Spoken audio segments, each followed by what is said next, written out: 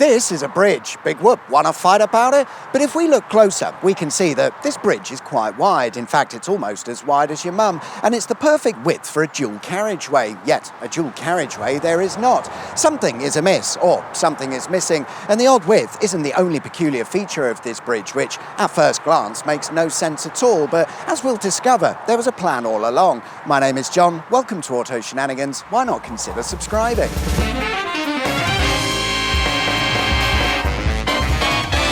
The bridge we're looking at is located in Bushey, Hertfordshire. They'll get upset if I say Watford, but it's very near to Watford, which is shit. It carries the A41, a fairly major road, over the M1, a fairly major motorway, which opened in 1959, running from today's Junction 5 to Junction 18.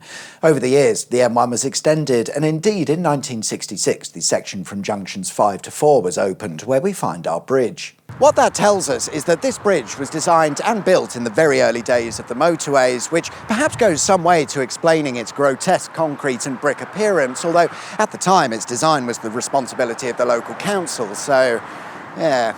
And back in those early days of motorway construction, we had some rather ambitious plans and ideas to build a huge network of motorways and trunk roads in and around London, stretching out as far as places like Watford or Bushey. It was known as the London Ringways project, and regular viewers are probably just as bored of hearing about it as I am, but without it, we wouldn't have an interesting bridge to look at and I'd be out of a job. In simple terms, the plan looked a bit like this, where we've got 3 circular motorways running around London and a sort of bolt-on extra bit, making 4 motorways in total. Ultimately, these plans were cancelled, but not before they'd built certain parts of the network and related infrastructure. Like this bridge? Absolutely. The bridge was built before any cancellations, under the assumption that there would be another motorway constructed alongside it, and it would all be part of a junction and motorway interchange, which is interesting because a motorway interchange doesn't really work when there's only one motorway. Ringway 3, the missing motorway, would have opened as the M16 had things gone the way they wanted, and actually quite a large section of the proposed M16 was built in line with the original plan, only for it later to become part of the M25 after they realised they weren't going to finish it. If they had finished it, the M16 would have run right through here, and just after our bridge would have been a roundabout-style motorway junction allowing you to join the M16. And because of the busy nature of motorway junctions, on the A41's roundabout approaches, dual carriageways would have been built, which explains the bridge's width. The idea was for another carriageway to run alongside the existing one. But wait, there's more! If we take a look underneath the bridge, we find that it has an additional span, which looks to me like it would be the perfect size for the addition of something like, oh, I don't know, a motorway slip road? It certainly is. With the M16 crossing over the M1 at this point, they plan to link the motorways via a limited access interchange.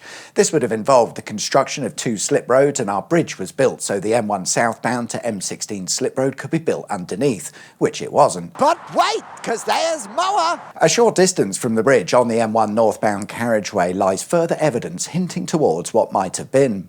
You might have spotted this whilst driving along. It's an area for the authorities or maintenance teams to park their vehicles.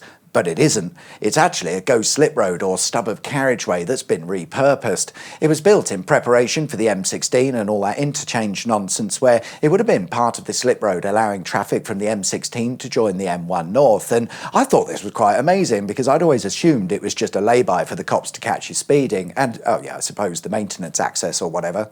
Whilst that's pretty much all there is to say about the bridge and the A41, there are a couple of other things relating to the unfinished M16 that we can take a look at. For example, the M25's mysterious gap that makes no sense. But before that, I've come to Denham, more specifically Junction 1 of the M40, where we find a motorway slip road that, as far as I know, has never been used.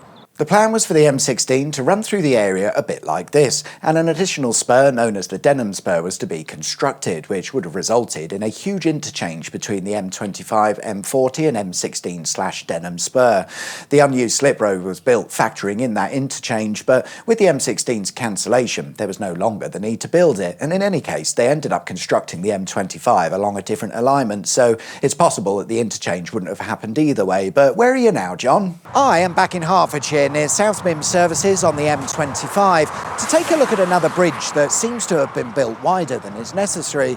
On the top, you'll notice between the main carriageways, albeit a bit overgrown now, a short stretch of road surface that would have been a continuation of the main carriageway had the M16 been built properly, and it's why today the M25 has that strange gap between the carriageways. What are today the main carriageways for the M25 were supposed to be slip roads for a trunk road, possibly the A6, which would have connected up to the M16. The main carriageway of the M16 would have made use of the space between the slip roads to continue towards Watford, or Bushey. Is it bushy and bushy? Yes, because here's a bush in Bushey, and you'll find many other bushes just like it at the Hillmead Nature Park, and the reason the Nature Park exists is solely down to the M16's cancellation. It's fair to say the local residents dodged a bullet because, built to plan, the M16 motorway would have smashed its way right through here with zero f***s given, because the land was allocated to the motorway's construction long before it was a nature park. And interestingly, if we take a look at an old aerial photo, we can spot various patches of land throughout Bushey that would have been turned into a motorway, and that would have made Bushey very much like Watford. Shit. Well, there we are then. That's why the bridge on the A41 is a little bit weird. I may have digressed somewhat, but I hope you enjoyed the video nonetheless. Thank you very much for watching. Like and subscribe if you haven't already, and I'll see you guys next time. Take care. Bye-bye.